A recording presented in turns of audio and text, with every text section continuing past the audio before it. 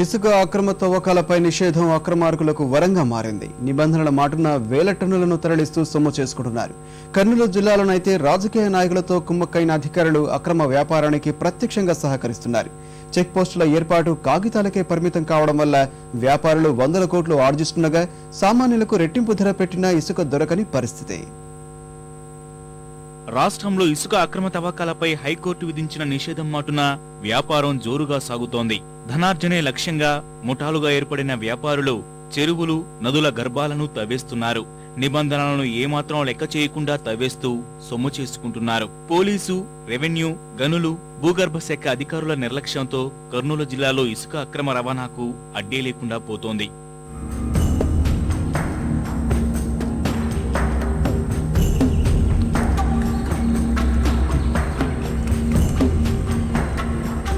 Integrated check పోస్టుల ఏర్పాటుతో అక్రమ రవాణా నియంత్రిస్తామన్న అధికారుల మాటలు నీటి మూటలయ్యాయి. తనిఖీ కేంద్రాలు, నిఘా పెంచడం ద్వారా రవాణాను నియంత్రించాల్సిన అధికారులు మామూళ్లతో జేబులు నింపుకుంటున్నారు.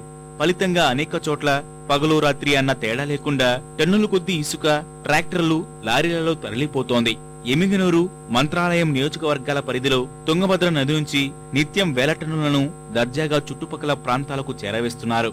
లోకల్ గా ఉన్నటువంటి అధికార పార్టీ రాజకీయ నాయకులు మిలాఖత్ అయిపోయి 10 లారీల ఇసుకను పట్టుకుని 100 లారీల ఇసుకను వాళ్ళు అమ్ముకునేటువంటి దానికి అవకాశం ఇచ్చేలాగా ఈ రోజు ఎమ్మెల్యేలు, ఎంపీలు వ్యవహరిస్తా ఉన్నారు. ఇది చాలా అన్యాయమైనటువంటిది. ఈరోజు తుంగభద్రలో ఎక్కడ చూసినా మరి సుదూర లోతుకు పోయి ఈరోజు ఇసుక తీసేటువంటి పరిస్థితి ఏర్పడింది. అసలు పర్యావరణే దెబ్బతినేటువంటి పరిస్థితి ఏర్పడింది. తుంగభద్ర నది నుంచి అక్రమంగా తరలిస్తున్న ఇసుకను స్థిరాస్తి వ్యాపారులకు ఇసుక మాఫియా అమ్ముకుంటోంది. వివిధ శాఖాధికారుల కళ్ళెదుటే ఇదంతా జరుగుతున్నా వాహనాలను సీజ్ చేయడంలో విఫలమవుతున్నారు. అటు పెరిగిన ధరలతో సామాన్యుల సొంతింటి కల చెదిరిపోతోంది. ఇసుక దొరకంది ఎవరికంటే సామాన్యులకు, పేదలకు, మధ్యతరగతి వాళ్ళకు మాత్రమే ఇసుక దొరకట్లేదు. కానీ అదే పెద్ద పెద్ద అపార్ట్మెంట్ల దగ్గర ఏదో డంపులుగా ఇసుకుంటున్న పరిస్థితి ఉంది. ఓవైపు ఇందిరమ్మ ఇల్లు కట్టుకోండి అని చెప్తున్నారు. ఇందిరమ్మ ఇల్లు కట్టుకోవాలంటే ఈరోజు మాకు ఇసుక లేదు. కాబట్టి ఇసుకను మాకు అందుబాటులోకి తీసుకొని రావాలి. ఎవరైతే మాఫియాగా మారి పెద్ద నాయకులతో కుమ్మక్కై అపార్ట్మెంట్లు కట్టుకోవడానికి మాత్రమే ఈరోజు ఇసుకను తరలిస్తా ఉన్నారు. అలాంటి వాళ్ళపైన ప్రభుత్వం తక్షణమే చర్యలు తీసుకోవాలి. అలాంటి మాఫియా అడగడాలకు అడ్డుకట్టేయాలని చెప్పేసి మేము కోరుతున్నాం. వేల కోట్ల రూపాయల విలువైన సహజ వనరు తరలిపోతున్నా అక్రమ రవాణా తగ్గిందంటూ అధికారులు తమను తాము సమర్థించుకోవడాన్ని ప్రజలు తప్పుపడుతున్నారు.